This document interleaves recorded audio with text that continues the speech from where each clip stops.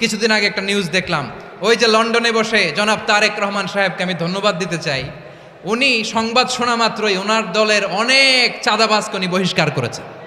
কোনো ব্যক্তির কারণে, কোনো নেতার কারণে, কোনো কর্মীর কারণে যদি মানুষের আস্থা নষ্ট হয়, তাকে আমরা ওন করতে পারবো না। বিকজ আমরা বহু ঝড় ঝঞ্ঝার ভিতর দিয়ে আজ এখানে এসে দাঁড়িয়েছি, বহু অত্যাচার নির্যাতনের ভেতর দিয়ে এখানে এসে দাঁড়িয়েছি আজকে আমরা। কাজেই আমাদের পক্ষে আর সম্ভব না যে কেউ নিজের বিষয়, নিজের স্বার্থ নিয়ে এমন কিছু করবে যেটা দলের স্বার্থকে আঘাত করবে, ক্ষতিগ্রস্ত করবে। তাকে আমাদের পক্ষে টানা সম্ভব না। আই ডু অ্যাপ্রিসিয়েট, প্রতিটি দলের এরকম ইনিশিয়েটিভ নেওয়ার দরকার আছে না নাই? যে কোনো দলে এই প্র্যাকটিসটা থাকার দরকার আছে না নাই? চাঁদাবাজদের সাথে আপনারা নিজেদেরকে মুক্ত ঘোষণা করবেন যে এরা আমার দলের কর্মী হতে পারে না।